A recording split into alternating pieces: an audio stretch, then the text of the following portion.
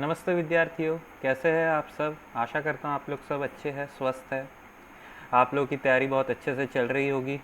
आप लोगों ने पिछला लेक्चर देखा होगा। तो आज क्या करता हूँ कि मैं जो पिछले क्लास में आप लोगों को बोला था ना कि आप लोग एक टेबल बनाइए और उसमें सब फिल कीजिए, तो मैंने क्या किया, मैंने ही वो टेबल आप लोगों के लिए कंस्ट्रक्ट कर दिया। तो देखिए, ये आप लोग थोड़ा अच्छे से देख लीजिएगा। मैंने चारों जो आर्म के कॉम्बिनेशन हो सकते हैं, पॉसिबल कॉम्बिनेशन, उन सब के मैंने इम्पीडेंस और एडमिटेंस यहाँ पे लिखे हैं। पावर फैक्टर क्या होगा, क्वालिटी फैक्टर क्या होगा, ये सब मैंने लिखा है। ठीक है, तो ये क्या कीजिए, आप लोग अच्छे से इसको नोट कर लीजिए या तो स्क्रीनशॉट ले लीजिए, आप लोग को जो सही लगे। ठीक है, तो चलिए फिर बढ़ते हैं आज के लेक्चर के साथ। तो आज हम लोग क्या देखेंगे कि हमारा जो है, आज हम लोग मेजरमेंट ऑफ इंडक्टेंस देखेंगे।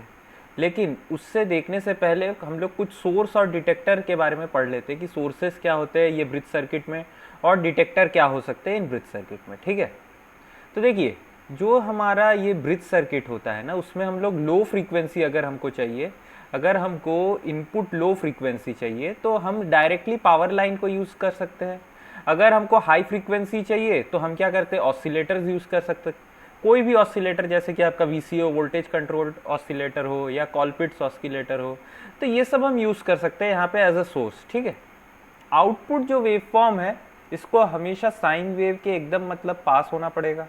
ठीक है, और फ्रीक्वेंसी जो है वो भी स्टेबल होना पड़ेगा, ये इसका कैरेक्टरिस्टिक्स है।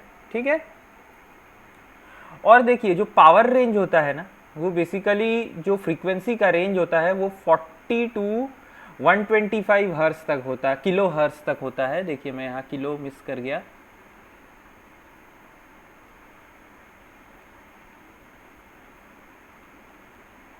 Forty hertz to 125 kilo hertz तक होता है। और आउटपुट पावर कितना होता है इसका, 7 वॉट के पास पास। अब देखिए, डिटेक्टर तीन तरीके के यूज़ कर सकते हैं। नॉर्मल जो हमारा हेडफोन होता है, अगर हमारा आउटपुट जो है इस रेंज में लाई करे 250 से लेके 3 टू 4 किलो हर्ट्ज, तो हम क्या करते हैं, हेडफोन यूज़ करते हैं। वाइब्रेशन गैल्वेनोमीटर कब यूज़ करते हैं, 5 से लेके 1 किलो हर्ट्ज के बीच में। देखिए, हेडफोन्स भी यूज़ कर सकते हैं, लेकिन हेडफोन से ज़्यादा सेंसिटिविटी हमारा क्या रहता है, वाइब्रेशनल गैल्वेनोमीटर। वाइब्रेशन गैल्वेनोमीटर एक ऐसा डिवाइस होता है जो कि फ्रीक्वेंसी मेजर करता है। ठीक है, और एक क्या हो कि हम ट्यूनेबल एम्पलीफायर देख लें, ये कितने से कितने के बीच में, 10 हर्ट्ज से लेके 100 किलो हर्ट्ज। तो हमारे जो लैब्स में हम लोग यूज़ करते हैं वो हेडफोन यूज़ करते हैं। लेकिन जो एक्सटेंसिव सर्किट, जहाँ पे हमको बहुत ज़्यादा मतलब एक्यूरेसी चाहिए एकदम प्रिसीशन के साथ, तो हम ये वाला ट्यूनेबल एम्पलीफायर्स भी यूज़ करते हैं। ठीक है, तो देखिए, सबसे पहले हम लोग क्या देखेंगे, मेजरमेंट ऑफ सेल्फ इंडक्टेंस। तो ये जो ब्रिज है, देखिए, इसको मैक्सवेल्स इंडक्टेंस ब्रिज कहते हैं। ठीक है, तो इसको आज हम लोग क्या करते हैं कि इसको सबसे पहले सॉल्व करना स्टार्ट करते हैं। तो मेरे को यहाँ पे एक एक करके सब आप लोग बताइए कि Z1 क्या है। Z1 is equal to R1 plus j omega L1। Omega जो है ये इसका फ्रीक्वेंसी है। ठीक है, जो अप्लाइड फ्रीक्वेंसी है वही होगा। Z2 जो है हमारा क्या है, R2 plus j omega L2। Z3 क्या होगा, R3 हो जाएगा। और Z4 क्या है मेरा, R4। अब बैलेंस कंडीशन में हमको क्या पता है कि impedance, product of impedance of the opposite arm should be equal. Okay, तो ये वाला आर्म और ये वाले आर्म का product is equal to this arms product. Okay, देखिए कैसे लिख सकता हूं मैं, Z1 into Z4 is equal to Z2 into Z3। ठीक है,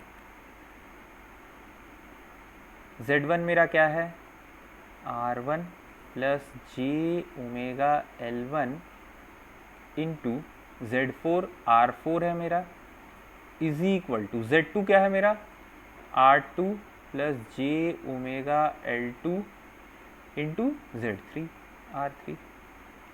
अब देखिए, कोई यहाँ पे ब्रैकेट ओपन नहीं करेगा इसको। ठीक है, कुछ भी नहीं करना है आपको, सिंपली रियल टर्म्स और इमेजिनरी टर्म्स को सेग्रीगेट करना है। ठीक है, तो आप लोग सेपरेट करेंगे। ये R4 को देखिए, मैं इधर नीचे लेके आऊंगा और फिर ब्रैकेट ओपन करूंगा। ठीक है, तो देखिए R1 plus j omega L1 is equal to R2 R3 by R4 plus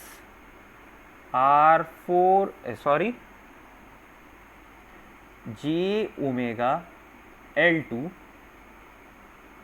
R3 by R4। ठीक है।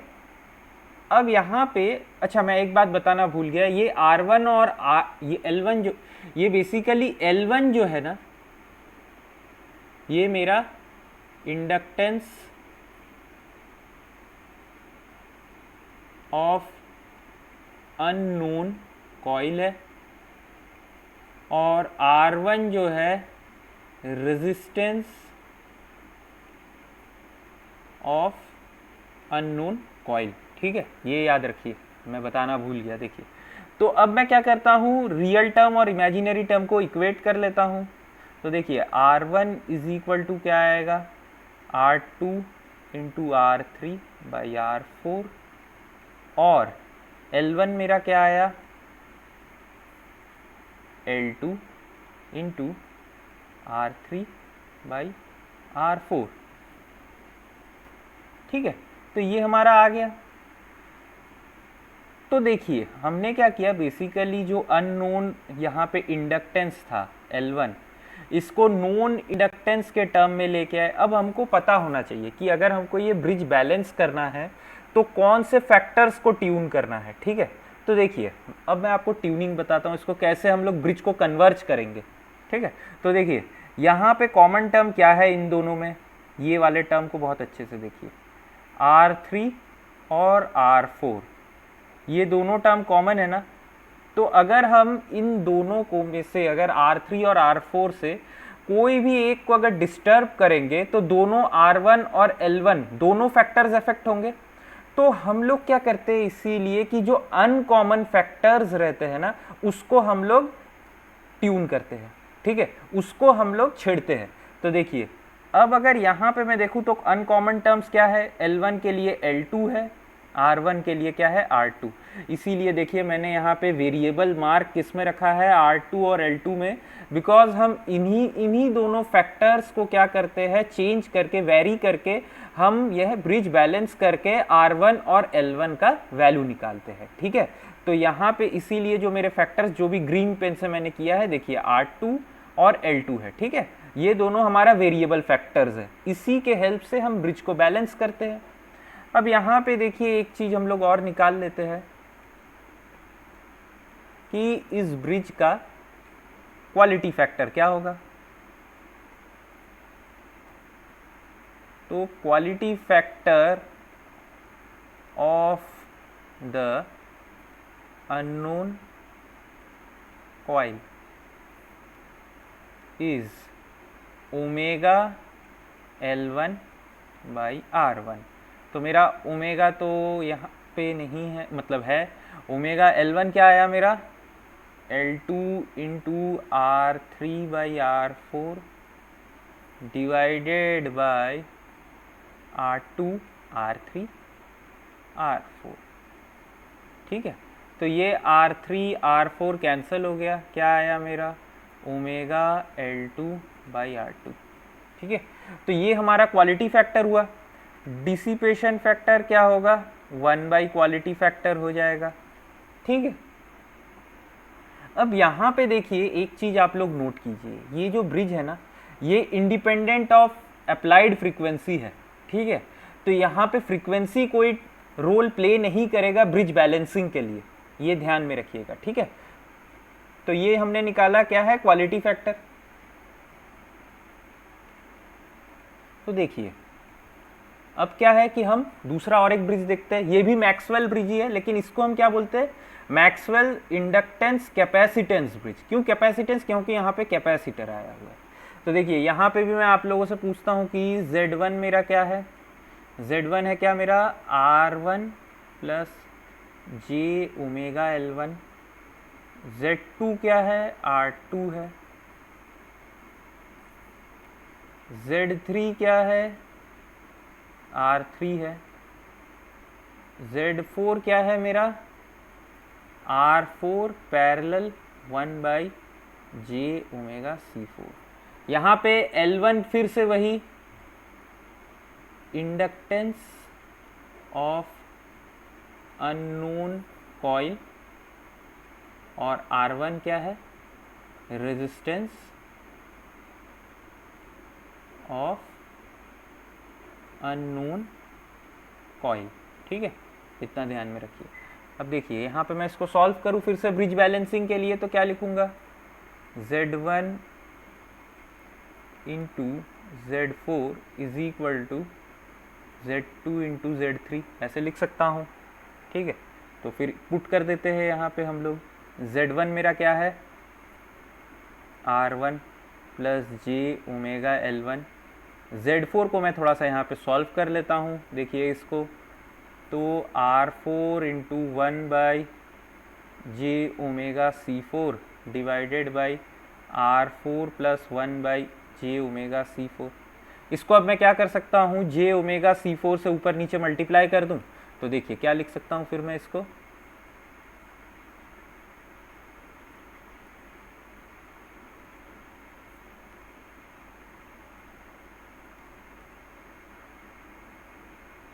R4 1 प्लस j⍵R4C4 ऐसे लिख सकता हूँ। ठीक है, इक्वल टू क्या लिखूँ, R2 इंटू R3।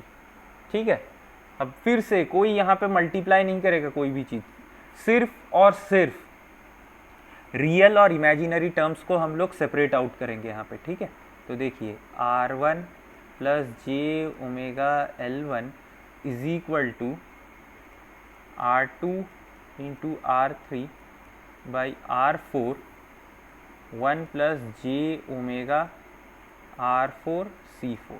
ठीक है, अब यहाँ से इसको मल्टीप्लाई कर लेंगे, तो देखिए क्या लिख सकते हैं इसको, R2 R3 by R4 plus j⍵R2 R3 by R4 into R4C4। ठीक है, ये R4 कैंसिल हो गया, तो यहाँ पे क्या है, ⍵R2 R3C4 आ जाएगा। अब देखिए R1 को मैं अगर रियल और इमेजिनरी पार्ट को सेपरेट करूँ तो क्या आएगा, R1 मेरा क्या आया, R2 R3 by R4 and L1 कितना आया मेरा, R2 R3C4। ठीक है, ये आ गया मेरा। अब फिर से यहाँ पे हम लोग देख लेते हैं कि हम कौन से टर्म्स से इसको ट्यून कर कन्वर्ज कर सकते हैं इस ब्रिज को।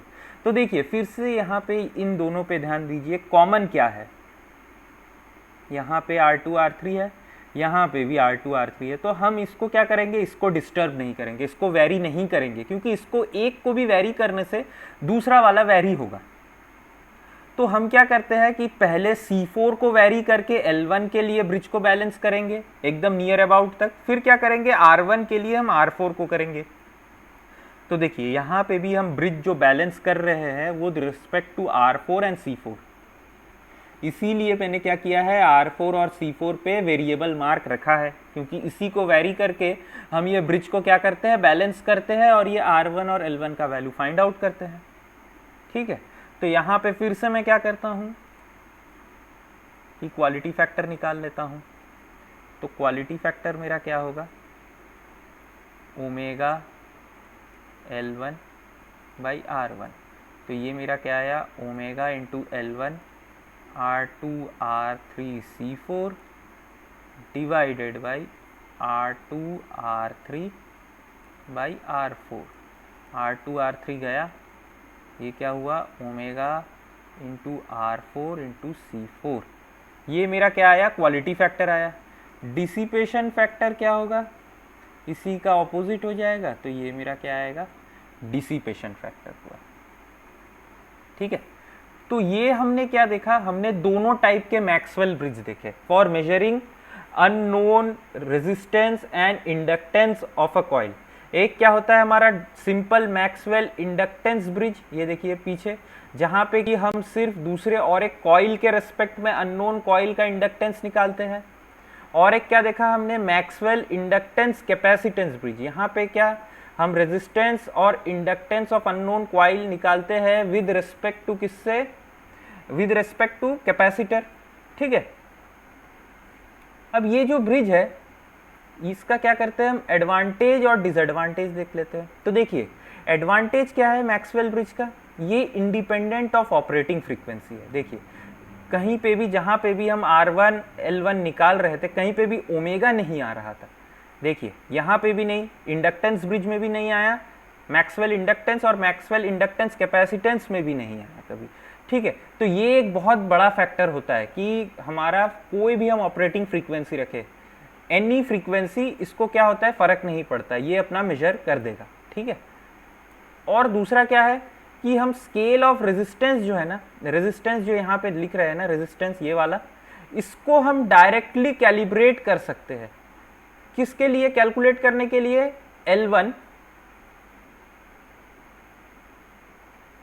L1 और Q फैक्टर कैलकुलेट करने के लिए। ठीक है, क्वालिटी फैक्टर कैलकुलेट करने के लिए हम ये रेजिस्टेंस को डायरेक्टली कैलिब्रेट कर सकते हैं, ये वाले रेजिस्टेंस को। ठीक है,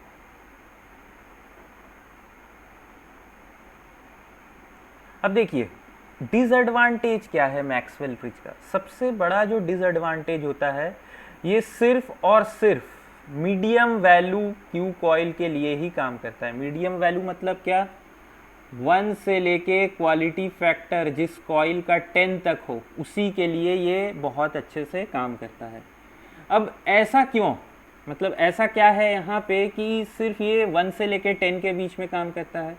तो देखिए ये प्रीवियस वाले डायग्राम पे आइए। ठीक है, यहाँ पे एक बात बताइए मेरे को, ये जो ब्रिज है मेरा, यहाँ पे मैंने आप लोगों को 2 कंडीशन बताया था। ठीक है, थोड़ा सा मैं यहाँ पे स्पेस ले लेता हूँ, इसको रब कर देता हूँ। अच्छा नहीं तो इसको रहने देते, मैं यहीं पे थोड़ा सा छोटा करके लिखता हूँ। ठीक है, देखिए तो मैंने आपको क्या बताया था, एक होता है क्या हमारा मैग्नीट्यूड कंडीशन, एक होता है क्या हमारा फेज कंडीशन। ठीक है, इन दोनों को साइमल्टेनियसली फॉलो करना होता है। तो इसका मतलब क्या कि θ1 मतलब इसका फेज प्लस θ4 मतलब क्या, इसका phase is equal to R2 का फेज और R3 का फेज। अब एक बात बताइए मेरे को, R2 और R3 जो है ये तो मेरा प्योर रेजिस्टेंस है कि नहीं, और अगर प्योर रेजिस्टेंस है इसका फेज कितना होता है, 0 होता है। ठीक है, 0 होता है। अब मेरे को एक बात बताइए, θ1 प्लस θ4, अब ये देखिए ये वाला, ये क्या है मेरा, अगर मेरा कॉइल, ठीक है, यहाँ पे अगर मैं very high value of coil लूँ, very high value of coil मतलब Q इज ग्रेटर देन 10, इसका मतलब क्या होगा, ये नियरली मेरा क्या होगा, इंडक्टर होगा। ठीक है, इसमें रेजिस्टेंस पार्ट होगा ही नहीं ना। क्वालिटी फैक्टर में क्या बताया था, basically it signifies the quality of the inductor to store energy. ठीक है, तो जितना अच्छा क्वालिटी फैक्टर उतना अच्छा इंडक्टर होगा, उतना ज़्यादा उसका इंडक्टेंस होगा, वो अच्छे से एनर्जी स्टोर करेगा compare to this R1। R1 basically coil में क्या कर रहा है, ये तो डिसिपेट कर रहा है ना एनर्जी को in the form of heat. तो इसीलिए यहाँ पे एक बात बताइए, ये जितना जाएगा तो इसका वैल्यू θ1 का वैल्यू कितना, ये तो 90 के पास चले जाएगा ना, ये तो 90 डिग्री के अप्रॉक्सीमेट हो जाएगा, विच इज इक्वल टू -θ4। ठीक है, अब θ4 मेरा क्या हुआ, फेज ऑफ θ4 मेरा क्या हुआ, -90 डिग्री। अब -90 डिग्री आप लोग मेरे को बताइए कौन से एलिमेंट का होता है फेज एंगल, सोच के देखिए आप लोग, इसका होता है कि नहीं, और ये क्या होता है मेरा, ये कैपेसिटेंस होता है। तो बेसिकली ये θ4 जो है ये क्या होना पड़ेगा इसको, फिर θ4 देखिए combination of R4 and C4 है। ठीक है, इसका जो एंगल रहेगा, फेज एंगल रहेगा, ये कॉम्बिनेशन का, ये क्या होता है मेरा, मैंने आप लोगों को दिखाया था जब, तो ये क्या होता है 0 से लेके इसका जो फेज एंगल होगा θ4 का, ये कहाँ तक होगा, -90 डिग्री तक होगा। अब अगर इसको अगर -90 रे मतलब जाना है एकदम एग्जैक्ट -90 θ4 को, तो ये क्या होना पड़ेगा, इसको प्योर कैपेसिटेंस होना पड़ेगा। प्योर कैपेसिटेंस कब होगा, जब R4 से कोई भी करंट ना फ्लो करे। अब R4 से कोई करंट फ्लो कब नहीं कर सकता, जब R4 का वैल्यू बहुत ही ज्यादा हाई हो, ठीक है, बहुत ज्यादा हाई होगा तभी नहीं होगा।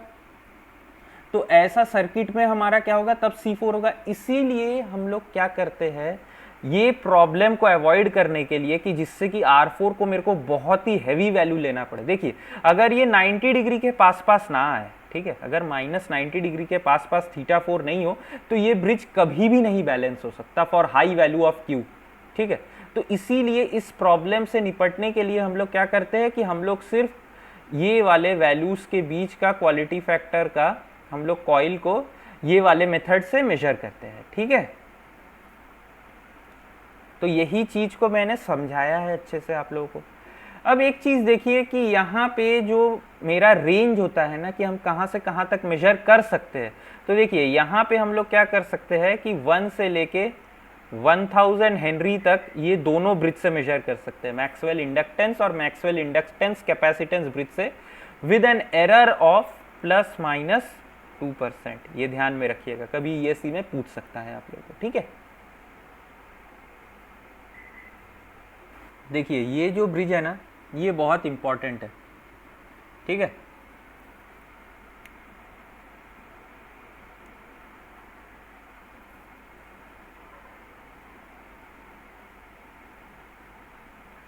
तो यहाँ पे इसका स्ट्रक्चर देखिए, एंडरसन ब्रिज जो होता है ना, यहाँ पे हम क्वालिटी फैक्टर <1 को मेजर करते हैं, मतलब लो क्वालिटी फैक्टर कॉइल को हम लोग एंडरसन ब्रिज से मेजर करते हैं, ठीक है। और ये जो एंडरसन ब्रिज होता है ये हमारा बेसिकली जो होता है मॉडिफिकेशन ऑफ मैक्सवेल ब्रिज होता है, ठीक है। ये क्या हो रहा है पेन को, ठीक है। ये हमारा क्या होता है, मैं क्या कहा आप लोगों को, मॉडिफिकेशन ऑफ मैक्सवेल ब्रिज होता है। और ये जो होता है ना हमारा वाइड रेंज मेजर करता है, किसका, ये L1 और R1 का। यहाँ पे भी मेरा L1 और R1 जो है ना, ये एक कॉइल का, अननोन कॉइल का इंडक्टेंस और रेजिस्टेंस है, ठीक है। तो देखिए ये जो ब्रिज सर्किट है ना, इसको हम ऐसे सॉल्व नहीं कर सकते। हाँ, सॉल्व कैसे कर सकते हैं, अगर मैं I1 I2 लूँ तो फिर ये सॉल्व हो जाता है। अच्छा यहाँ पे देखिए,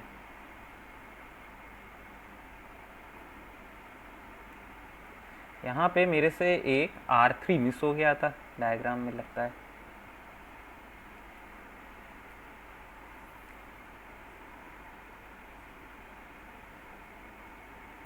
ठीक है, यहाँ पे ये R3 था। तो अब इसको हम सॉल्व कैसे करते हैं, देखिए सबसे सिंपल जो मेथड है वो क्या है, देखिए ये वाले पार्ट को देखिए ब्रिज का, ठीक है। ये वाले पार्ट को देखिए, ये आपको क्या दिख रहा है, एक डेल्टा है, ये एक डेल्टा पॉइंट ही ना है, ठीक है। तो इसको मैं कैसे लिख सकता हूँ, ये पॉइंट को A ले लेता हूँ, इसको B ले लेता हूँ और इसको C। अब देखिए इसको मैं अच्छे से डायग्राम बनाता हूँ,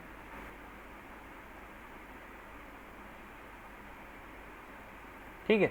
ये देखिए ये मेरा डेल्टा स्ट्रक्चर है, मैंने इसको नेमिंग भी कर दिया था, इसके नोड्स को ABC उसी रेस्पेक्ट में। अब मैं इसको क्या करता हूँ, स्टार में कन्वर्ट कर लेता हूँ, ठीक है। तो देखिए कैसे करूँगा मैं इसको, मैंने क्या किया, यहाँ पे इसको X लिख लिया, Y लिख लिया, Z लिख लिया। ये सब क्या है, मेरे इम्पीडेंसेस है, ठीक है। ये देखिए ये जो C है ना, मैं इसका भी डायरेक्टली यहाँ पे इम्पीडेंस लिख लेता हूँ। तो C का क्या होगा, 1/j⍵C। स्मॉल r का क्या होगा, r ही रहेगा। कैपिटल R4 का क्या रहेगा, R4। ये जो X Y Z है ना, इनको मैं directly in terms of impedance लिखूंगा, ठीक है। तो देखिए X को क्या लिख सकता हूँ, X कौन से ब्रांच के बीच में है, ये R और ये C वाला। तो मैंने आप लोगों को दिखाया है स्टार टू डेल्टा कन्वर्जन करना कैसे एकदम इजीली। तो देखिए यहाँ पे मैं क्या लिखूंगा, R × 1j⍵C divided by R + R4 + 1/j⍵C। ये मेरा X आ गया। Y क्या लिख सकता हूँ, देखिए Y किसके बीच में है, R और R4 के बीच में, तो मल्टीप्लाई होगा क्या, R4 × R divided by R + R4 + 1/j⍵C। Similarly मेरा Z क्या होगा, Z तो देखिए z को मैं क्या लिख सकता हूँ, z किसके बीच में है, देखिए ये c के बीच में और r4 के बीच में, तो ऐसे लिख सकता हूँ, देखिए 1/j omega C into r4 divided by r plus r4 plus 1/j omega C. ठीक है, अब मैं क्या करता हूँ, ये ब्रिज को ना आप लोग यहाँ पे नहीं चेंज करेंगे, आप लोग एक अच्छे से फिर से नया डायग्राम बना लीजिएगा, वहाँ पे चेंज कीजिए। मैं क्या करता हूँ, मैं इसी डायग्राम में चेंज कर देता हूँ, x y और z लिख लेता हूँ। मतलब क्या कि मैं ये डेल्टा को हटा के स्टार से रिप्लेस कर देता हूँ। तो देखिए कैसे करूँगा मैं इसको,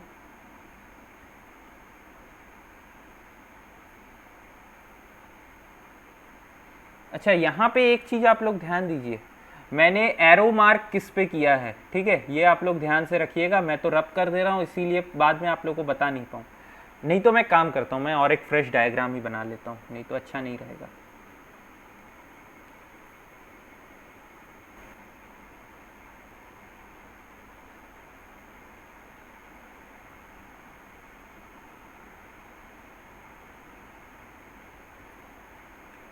अब देखिए d यहाँ पे है, अब यहाँ d से x आ रहा है, ठीक है, देखिए यहाँ पे मैं इसको x लिख देता हूँ, ये मेरा x है, ठीक है। अब ये मेरा ये ब्रांच जो रहेगा ये मेरा y से कनेक्ट होगा, ये देखिए ये y आ गया इधर, ठीक है, और ये जो है ये मेरा क्या है, z है, ठीक है। देखिए मैंने कुछ भी नहीं किया, ये वाला जो पॉइंट्स है इसको मैंने कन्वर्ट कर दिया है, ठीक है। और मेरा कनेक्शन किसके किसके बीच में है, ये देखिए मेरा कनेक्शन किसके बीच में है,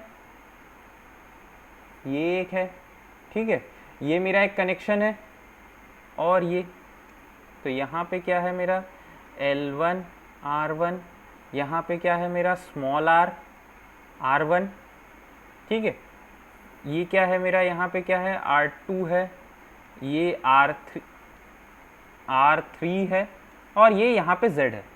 तो अब मेरे को बताइए यहाँ पे ऑपोजिट आर्म के इम्पीडेंस में क्या करूँगा, मल्टीप्लाई करूँगा। तो देखिए यहाँ पे मैं क्या लिख सकता हूँ, बहुत ध्यान से अब आप लोग देखिए एकदम ये ब्रिज को सॉल्व कैसे करता हूँ।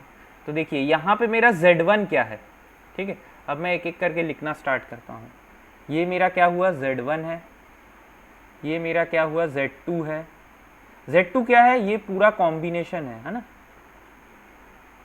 तो ये ध्यान रखिए ये Z2 ये Z3 और ये जो Z है ये मेरा क्या हुआ Z4 हो गया। तो Z1 into Z4 is equal to Z2 into Z3 होगा कि नहीं, देखिए ध्यान से देखिए, ये X जो है ये तो बैलेंस कंडीशन में क्या होगा, यहाँ से कोई करंट फ्लो नहीं करेगा तो ये कोई इफेक्ट करेगा ही नहीं, ठीक है। देखिए अगर मैं इस पॉइंट को थोड़ा और नीचे खींच के लेके आऊँ तो ये वाला स्ट्रक्चर ही दिखने लगेगा, इस टाइप का डायमंड शेप आ जाएगा। अभी तो ये बहुत हैफाजार्ड लग रहा है, लेकिन अगर मैं इस पॉइंट को स्ट्रेच करूँ नीचे, ठीक है, तो ये डायमंड शेप हो जाएगा। तो मैंने डायरेक्टली उसको और फिर नहीं किया क्योंकि आप लोग इतना समझदार है, आप लोग को सब पता है, ठीक है। तो देखिए Z1 अगर मैं लिखूँ तो कैसे लिख सकता हूँ मैं, R1 प्लस R1, ये स्मॉल R1 को भी मैंने यहीं पे इसको एक साथ लिख लिया, प्लस J ओमेगा L1, ठीक है, इंटू Z4 क्या है मेरा, Z4 है मेरा क्या Z, ये Z है, तो इसको मैं क्या लिख सकता हूँ R4 by J omega C divided by ये नीचे वाले टर्म को ना, ये वाला जो टर्म है ना इसको मैं कुछ एज्यूम कर लेता हूँ, P एज्यूम कर लेता हूँ, ठीक है भाई, P एज्यूम कर लिया इज इक्वल टू, ठीक है, Z3 इंटू Z2, तो Z3 क्या है मेरा R3, Z2 क्या है R2 प्लस वाई, तो लिख लेता हूँ R2 प्लस वाई, वाई क्या है मेरा ये रहा R4 into small r by P, यही है, ठीक है। अब इसको थोड़ा सा सॉल्व करना पड़ेगा, ये थोड़ा सा कॉम्प्लेक्स है तो सॉल्व कर लेते हैं इसको। देखिए तो क्या लिख सकता हूँ मैं इसको, R1 plus small r1 plus J omega L1 into R4 J omega CP is equal to R3 R2P plus R4 into R into R3 divided by P। ठीक है, इसको मैंने मल्टीप्लाई कर लिया एलसीएम लेके। देखिए अब ये P और ये P कैंसिल हो गया मेरा। ठीक है, अब यहाँ पे मैं क्या करता हूँ, ये वाला जो टर्म है ना, इसको मैं इधर लेके आता हूँ। देखिए ये पूरे टर्म को,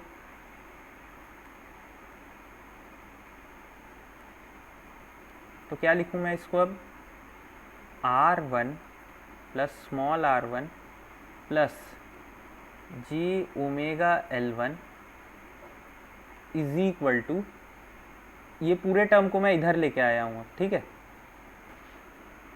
R3 R2 by R4 into J omega C।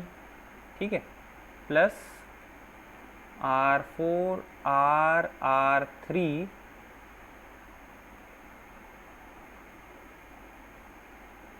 Divided by R4 into J omega C। ठीक है, ऐसे लिख सकता हूँ इसको मैं। यहाँ पे कुछ मिस हो गया है लग रहा है। देखिए यहाँ पे मैंने P को मिस कर दिया है। ठीक है, यहाँ पे P भी तो था, वही मैं देख रहा हूँ कि P कहाँ गया। ये वाला P तो था। ठीक है, अब इसको सॉल्व करते। देखिए R4 कैंसिल हो गया, R1 plus j omega L1 is equal to R3 R2 R4 j omega C। P क्या था मेरा, देखिए P कहाँ गया, ये रहा P। P क्या है, R plus R4 plus 1 by j omega C plus R3 J omega C। ठीक है, अब ये टर्म को मैं मल्टीप्लाई करता हूँ। ठीक है, तो देखिए क्या लिख सकता हूँ इसको मैं,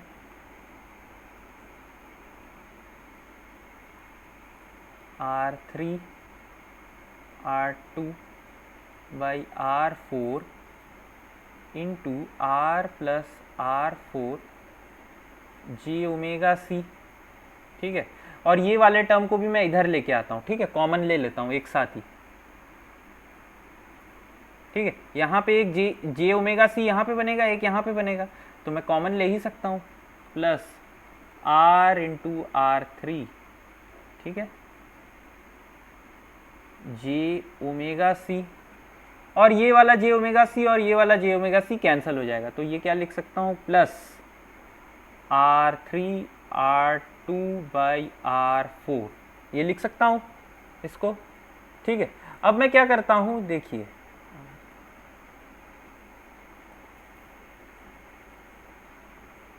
ठीक है, ये ऐसे है। अब क्या करूँ मैं, रियल और इमेजिनरी पार्ट को इक्वेट कर लेता हूँ। ठीक है, तो एकदम सिंपल। अब देखिए क्या करूँगा मैं यहाँ पे कि R1 जो होगा, क्या होगा, ये R3 into R2 by R4। ठीक है, अब ये R1 को मैं इधर लेके आऊँगा। ठीक है, तो देखिए क्या लिख सकता हूँ मैं इसको, माइनस R1 ऐसे लिख सकता हूँ इसको, कैपिटल R1 को। और L1 को मैं क्या लिखूँ, L1 को देखिए क्या लिख सकता हूँ मैं, R3 R2 by R4 into R plus R4 into plus R into R3। ये मेरा L1 आ गया, ये मेरा R1 आ गया। ठीक है, और क्या है यहाँ, देखिए यहाँ पे मेरे से C मिस्टेक से छूट गया, ये C भी तो ओमेगा ओमेगा चले जाएगा, तो यहाँ पे C भी आएगा ना। तो ये मेरा क्या हुआ, देखिए ये मेरा क्या आया, R1 का वैल्यू आ गया। ठीक है, और ये मेरा क्या आया, L1 का वैल्यू आ गया। एकदम ध्यान से इसको नोट कीजिए और देखिए मैंने इसको कैसे सॉल्व किया। ठीक है, ये बहुत ही अच्छा क्वेश्चन है, इसको सॉल्व करना आप लोगों को एकदम आना चाहिए। कि ये ब्रिज सर्किट दे देता है, आप लोगों से डायरेक्ट कंडीशन पूछ लेता है देके। और एक चीज़ देखिए, मैं आप लोगों को ये नोट पॉइंट बता देता हूँ। जब भी आप लोग ब्रिज सर्किट सॉल्व करते हैं ना, कोई भी न्यूमेरिकल में, ऐसे मैं न्यूमेरिकल जब सॉल्व करवाऊंगा तो आप लोग डायरेक्टली वैल्यू नहीं पुट करेंगे। आप लोग क्या करेंगे कि डायरेक्ट ये जो है ना वेरिएबल नेम्स को लेके आएंगे और लास्ट में ला के क्या करेंगे, आप लोग वैल्यू पुट करेंगे। ठीक है, पहले कोई वैल्यू नहीं पुट करेगा, गलती उससे बहुत ज़्यादा होता है, कैलकुलेशन भी बहुत टेडियस हो जाता है। तो इसीलिए हम लोग इसको ऐसे सॉल्व करते हैं।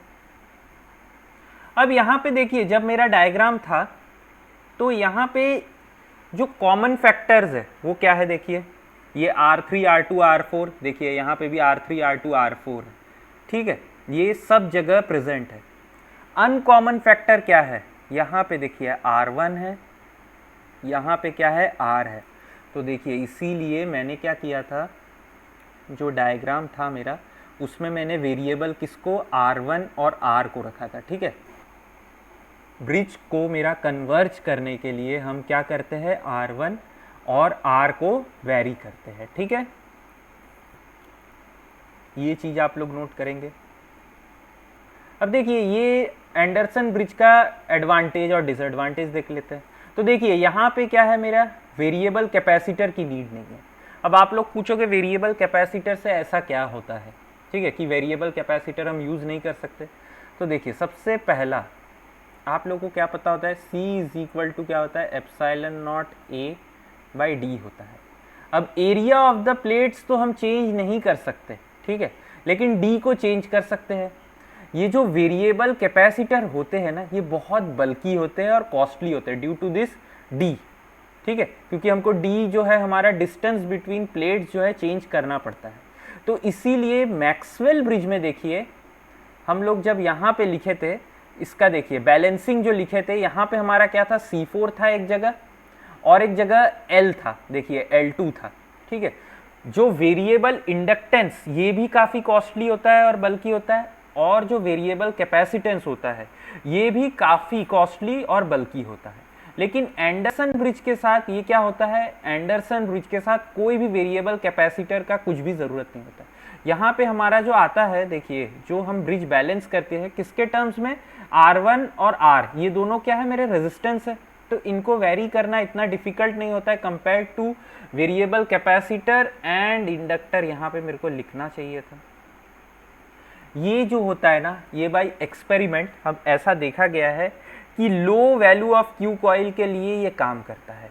अब आप लोग पूछोगे क्यों लो वैल्यू के लिए, देखिए यहाँ पे मैं बेसिकली वेरी किसको कर रहा हूँ, R, ठीक है, R, R1 और R, इनका क्वालिटी फैक्टर बेसिकली क्या होता है, प्योर रेजिस्टर का क्वालिटी फैक्टर क्या होता है, 0 होता है। क्यों 0 होता है, बिकॉज ये क्या करता है, कोई भी एनर्जी स्टोर नहीं करता, ये तो सब डिसिपेट करता है। तो इसीलिए जब हम इन दोनों को वेरी करते हैं ना, तो ये जो कॉइल रहता है ना, इसमें भी हमारा रेजिस्टेंस का इफेक्ट रहता है। इसीलिए हम क्या करते हैं, लो क्वालिटी फैक्टर कॉइल को लेते हैं। ये जो ब्रिज है ना, तीसरा देखिए पॉइंट, ये जो ब्रिज है इससे हम कैपेसिटेंस भी मेजर कर सकते हैं in terms of non inductance. ये इसका एक बहुत बड़ा एडवांटेज होता है एंडरसन ब्रिज का। ये कभी अगर थ्योरी में पूछ ले तो आप लोगों को ध्यान रहना चाहिए, ठीक है। लेकिन सबसे बड़ा डिसएडवांटेज क्या होता है एंडरसन ब्रिज का, आप लोगों ने अभी देखा कि ये जो है ना बैलेंसिंग इसका बहुत ही टेडियस रहता है, क्योंकि यहाँ पे दोनों फैक्टर्स जो है ना, देखिए जो मेरा बैलेंसिंग इक्वेशन है उसको देखिए, ठीक है, यहाँ पे अगर आप लोग देखेंगे तो ये R और ये वाला R, ठीक है, ये जो R है ये वाला और ये वाला, इसके फैक्टर्स से ना बहुत ही डिफ़िकल्ट हो जाता है ये ब्रिज को बैलेंस करना। मतलब बहुत ही बहुत ही फाइन ट्यूनिंग लगता है इसको कन्वर्ज करने के लिए ब्रिज को, ठीक है। तो इसीलिए ये यहाँ पे मैंने लिख के रखा है क्या, ये टेडियस टास्क होता है मैक्सवेल ब्रिज से। आपने कैलकुलेशन भी देखा इसका कितना ज़्यादा हम लोगों ने किया, तो ये थोड़ा सा कॉम्प्लेक्स स्ट्रक्चर भी हो सकता है, आप बोल सकते हो ऐसा, ठीक है। देखिए अगला जो ब्रिज है ना, ये हमारा हेज ब्रिज है। हेज ब्रिज हम हाई वैल्यू ऑफ Q, मतलब Q ग्रेटर देन 10 वैल्यू के लिए ही हम कॉइल का रेजिस्टेंस और इंडक्टेंस मेजर करते हैं, ठीक है। हाई वैल्यू ऑफ Q जो कॉइल के रहते हैं उसको हम क्या करते हैं, हेज ब्रिज से मेजर करते हैं। तो यहाँ पे भी हम लोग सेम वही टास्क परफॉर्म करेंगे जो पिछले ब्रिज में किए थे, कि पहले इसके सारे जो आर्म्स है उसके इम्पीडेंसेस लिख लेते हैं। तो Z1 इज इक्वल टू क्या है मेरा, R1 plus j omega L1 है। Z2 इज इक्वल टू क्या है, R2 है। Z3 इज इक्वल टू क्या है, R3 है। Z4 क्या है मेरा, R4 plus 1/j omega C4। ठीक है, तो अब मैं क्या करता हूँ, डायरेक्टली बैलेंसिंग कंडीशन लिख लेता हूँ। तो देखिए Z1 इंटू Z4 मतलब क्या, R1 plus j omega L1 into R4 plus 1/j omega C4 is equal to Z2 Z3, तो मतलब R2 इंटू R3, ऐसे लिख लिया। ठीक है, अब देखिए मैं क्या करता हूँ कि मैं आप लोग को इतने देर बोल रहा था क्या कि इसको ओपन नहीं करना है, लेकिन यहाँ पे मैं क्या करूँगा, यहाँ पे मैं इसको ओपन कर लूँगा। देखिए, क्योंकि यहाँ पे एक जो रहेगा मेरा इमेजिनरी टर्म आप लोग देखेंगे मिसिंग रहेगा। ठीक है, सिर्फ हेज ब्रिज के कंडीशन में यहाँ पे मैं देखिए ये जो ब्रैकेट है इसको ओपन करूँगा। कैसे, देखिए R1 into R4 plus R1 by j omega C4 plus g omega L1 R4 plus ये जे ओमेगा कैंसिल हो जाएगा, तो ये क्या आएगा, L1 by C4 is equal to R2 into R3। ठीक है, तो देखिए यहाँ पे मैं ये वाला जो रियल टर्म को है इसको मैं एक साथ कंपाइल कर लेता हूँ। तो R1 into R4 plus L1 by C4, यहाँ पे मैं क्या करता हूँ कि J को कॉमन ले लूँगा। ठीक है, प्लस J कॉमन निकाल लिया, तो देखिए omega L1 R4 minus R1 by omega C4। क्यों माइनस, क्योंकि ये ऊपर जब J जाएगा तो माइनस J होगा, तो इसीलिए माइनस लिखा हूँ, is equal to R2 R3। अब देखिए ये जो टर्म है इसको ज़ीरो होना पड़ेगा। क्यों, क्योंकि यहाँ पे मेरा कोई भी इमेजिनरी टर्म नहीं है। तो अगर मैं इसको इक्वेटिंग टू ज़ीरो करूँ तो क्या होगा, omega L1 R4 minus R1 by omega C4 equal to zero. यहाँ पे अब मैं क्या कर सकता हूँ, इसको ऐसे लिखूँ, अगर omega L1 R4 is equal to R1 by omega C4 ऐसे लिख लिया। क्रॉस मल्टीप्लाई कर लेता हूँ तो क्या होगा, देखिए omega square L1 R4 C4 is equal to R1, ये लिख लिया मैंने इसको। ठीक है, इसको क्या करता हूँ मैं, इक्वेशन 1 पकड़ लेता हूँ। ठीक है, R1 देखिए यहाँ पे मेरा जो ये वाला है अननोन रेजिस्टेंस वो क्या आया, omega square L1 R4 C4। L1 भी यहाँ पे क्या है, अननोन है, इसीलिए मैंने भी इसको इक्वेशन 1 पकड़ा है। अब देखिए क्या करता हूँ मैं, अब ये वाला जो टर्म है मेरा R1 into R4 plus L1 divided by C4 is equal to R2 R3, इसको इक्वेट कर लेता हूँ। तो देखिए R1 into R4 plus L1 by C4 is equal to R2 R3, ऐसे लिख सकता हूँ कि नहीं मैं इसको। अब मैं क्या करता हूँ कि जो R1 का वैल्यू है ना, यहाँ से इसको इसमें पुट कर देता हूँ। ठीक है, ये वाला जो R1 आया ना, ये वाले इक्वेशन में पुट करता हूँ। तो देखिए कैसे लिख सकता हूँ फिर मैं इसको, R1 की जगह पे क्या लिखूँगा अब मैं, ओमेगा स्क्वायर L1 R4, देखिए ये R4 और ये R4 मल्टीप्लाई हो जाएगा तो R4 square C4 plus L1 by C4 is equal to R2 R3, ये आ गया। ठीक है, अब मैं क्या करूँ, यहाँ से L1 को कॉमन निकाल लेता हूँ। तो देखिए L1 अगर कॉमन निकाला तो क्या लिखूँ मैं, ओमेगा स्क्वायर R4 स्क्वायर, ठीक है, C4 plus 1 by C4 is equal to R2 R3, ऐसे भी लिख सकता हूँ। C4 से मल्टीप्लाई कर देता हूँ, देखिए यहाँ पे तो क्या आएगा मेरा, L1 omega square R4 square C4 square plus 1 is equal to R2 R3। ठीक है, इंटू C4। इसका मतलब मेरा L1 का वैल्यू क्या आया, R2R3C4 divided by omega R4C4 का होल स्क्वायर प्लस 1। ठीक है, यही ना आया मेरा L1 का वैल्यू। अच्छा यहाँ पे मेरा, हाँ ठीक है ना,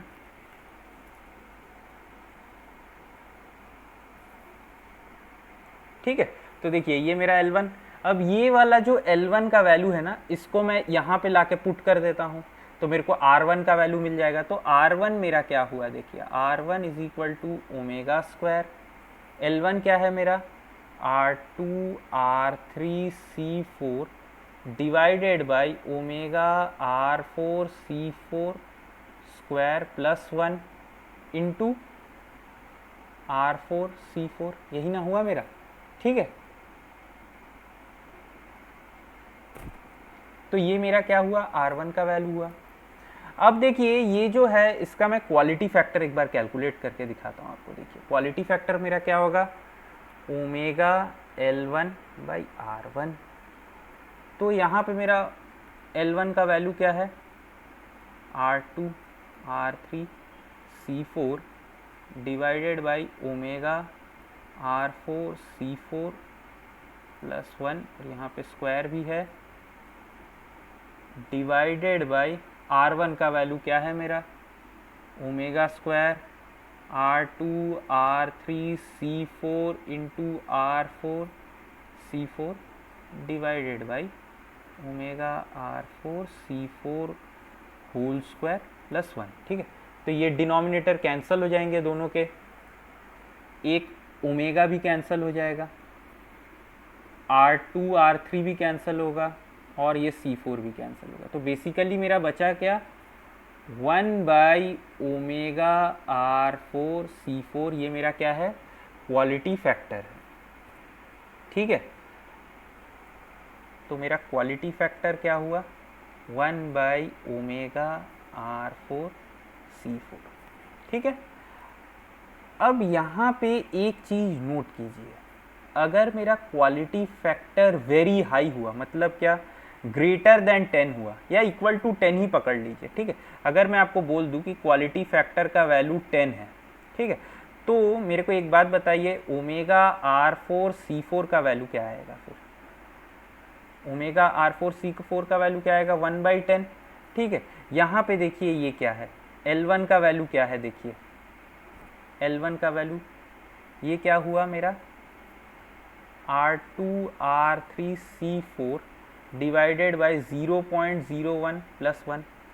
ऐसा मैंने क्यों किया, क्यू का वैल्यू मैंने क्यों हाई कर लिया, देखिए यहाँ पे जो L1 और R1 आ रहा है दोनों, ये क्या हो रहा है, ये मेरा ओमेगा के रिस्पेक्ट में आ रहा है। ठीक है, ये इंडिपेंडेंट ऑफ ओमेगा नहीं है।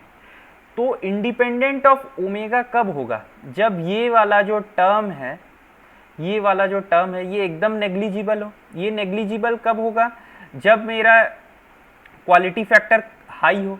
ठीक है, क्वालिटी फैक्टर अगर मेरा हाई होगा तो L1 मेरा क्या आएगा, ये क्या आ जाएगा, अप्रॉक्सीमेटली इक्वल टू क्या आएगा, R2R3C4 which is also independent of operating frequency. ठीक है, देखिए आप लोग समझिए फिर से, मैंने क्वालिटी फैक्टर यहाँ पे कैलकुलेट किया क्या, 1 बाई ओमेगा R4C4। ठीक है, जब मेरा क्वालिटी फैक्टर बहुत हाई होगा तो ये ओमेगा R4C4 बहुत ही स्मॉल वैल्यू होगा। अगर ये ओमेगा R4C4 स्मॉल वैल्यू हुआ तो L1 के इक्वेशन में ये L1 क्या आ जाएगा, R2R3C4 which is independent of operating frequency. इसीलिए हम क्या करते हैं कि हेज ब्रिज को हम लोग high value of Q coil के लिए ही यूज़ करते हैं, नहीं तो ये क्या होगा, मेरा जो ब्रिज है इसको मैं बैलेंस नहीं कर पाऊंगा due to this operating frequency. ठीक है, बाकी जितने भी हमने अब तक ब्रिज देखे थे वहाँ पे ऑपरेटिंग फ्रीक्वेंसी के लिए इंडिपेंडेंट था जो कंडीशन था। ये फर्स्ट ऐसा ब्रिज है जहाँ पे कि हम लोग को ऑपरेटिंग फ्रीक्वेंसी को लेना पड़ रहा है। तो देखिए simple structure for measuring L, ये हम लोगों ने देखा ही, काफ़ी सिंपल है। ये हाई क्यू कॉइल अगर होगा तो मेरा R4 का जो वैल्यू भी होगा ये भी काफ़ी स्मॉल हो जाएगा। लेकिन सबसे बड़ा जो डिसएडवांटेज है, ठीक है, ये क्या होता है, Q वैल्यू लेस देन 10 के लिए यहाँ पे एरर आना स्टार्ट होगा। क्यों एरर आएगा, क्योंकि मैंने अभी आपको बताया ये इंडिपेंडेंट ऑफ ऑपरेटिंग फ्रीक्वेंसी नहीं होगा। देखिए अब जो नेक्स्ट है हमारा, ठीक है, नेक्स्ट जो हमारा ब्रिज है ये क्या है, हमारा ओवंस ब्रिज है। तो ओवंस ब्रिज बहुत ही सिंपल है, ठीक है, और ये जो होता है एकदम मॉडिफिकेशन ऑफ हमारा मैक्सवेल ब्रिज होता है। और ये जो ब्रिज है ना, बेसिकली ये क्या करता है कि ये कैपेसिटेंस के टर्म में, देखिए मैंने यहाँ R2 और C2 है, कैपेसिटेंस के टर्म में ये मेरा क्या है, अननोन रेजिस्टेंस और inductance of the coil measure करता है, ठीक है। तो ये भी बहुत ही सिंपल सा ब्रिज है, इसको भी एकदम फटाफट देख लेते हैं। तो यहाँ पे देखिए मैं Z1 क्या लिख सकता हूँ, R1 plus j omega L1, R2 क्या लिखूँ मैं, Z2 क्या लिखूँ मैं यहाँ पे, R2 plus 1/j omega C2। Z3 क्या लिख सकता हूँ मैं यहाँ, R3, और Z4 क्या होगा मेरा, 1/j ओमेगा C4। देखिए एकदम फास्ट तरीके से हम लोग इसको सॉल्व कर लेते हैं। तो क्या लिख सकता हूँ, R1 plus j omega L1 into 1/j omega C4 is equal to R3 into R2 plus 1/j omega C2, ठीक है, ऐसे लिख सकते हैं। तो ये मेरा क्या आया, R1 plus j omega L1 is equal to j omega R3 C4 R2 plus 1/j omega C2।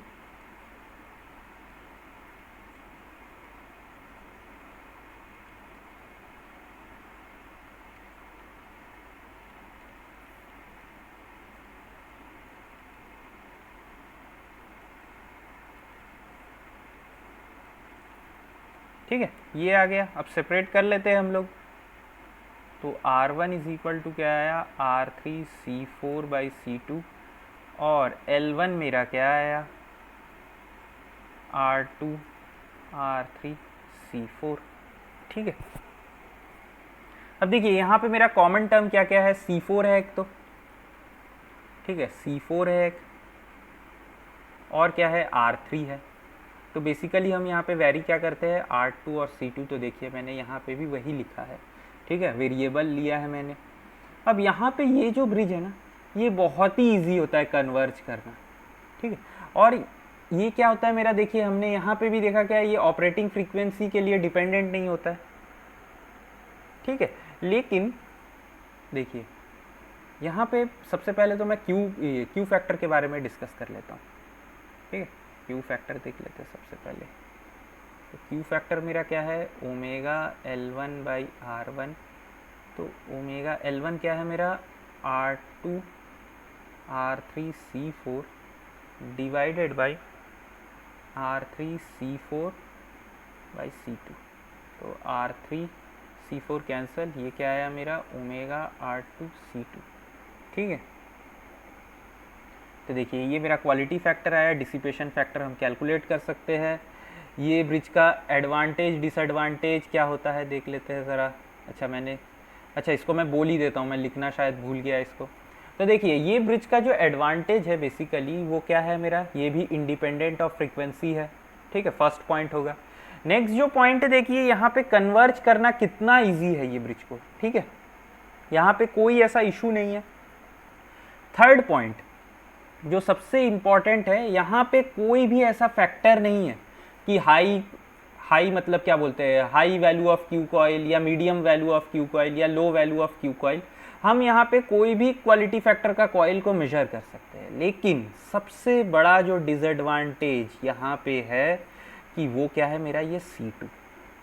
अगर मेरे पास ये कैपेसिटी है कि मैं C2 वेरिएबल कैपेसिटेंस ले सकता हूँ, ठीक है, तो ये सबसे मोस्ट प्रेफरेबल ब्रिज हो जाता है। ओवन ब्रिज जो होता है मोस्ट प्रेफरेबल ब्रिज होता है अगर मेरे पास ये कैपेसिटी है कि मैं C2 को वेरी कर सकता हूँ from a very low range to very high range, तो तब क्या होता है, ये मेरा बहुत ही वर्सेटाइल ब्रिज होता है, one of the versatile bridge होता है मेजर करने के लिए। लेकिन इसका सबसे बड़ा प्रॉब्लम भी यही है कि जो C2 होता है, वेरिएबल कैपेसिटेंस होता है, वेक्टर जिसको बोलते हैं, ठीक है, वो हमारा क्या होता है, बहुत ही डिफ़िकल्ट होता है, बहुत कॉस्टली होता है, बहुत बल्कि भी होता है।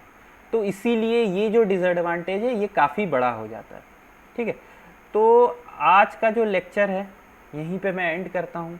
अब नेक्स्ट जो लेक्चर रहेगा ना, उसमें मैं क्या करूँगा, मेजरमेंट ऑफ कैपेसिटेंस हम लोग देखेंगे। उसमें भी बहुत सारे ब्रिज है, डेसॉटी ब्रिज है, स्केरिंग ब्रिज है, स्केरिंग ब्रिज से हम लोग मेजर करते हैं हमारा परमिटिविटी, ठीक है। तो बहुत सारे और भी टॉपिक्स है हम लोग जो देख लेंगे और फटाफट एकदम कवर कर लेंगे, और 2 या 3 लेक्चर में मेरे को लगता है AC ब्रिजेस हम लोग का ख़त्म हो जाएगा।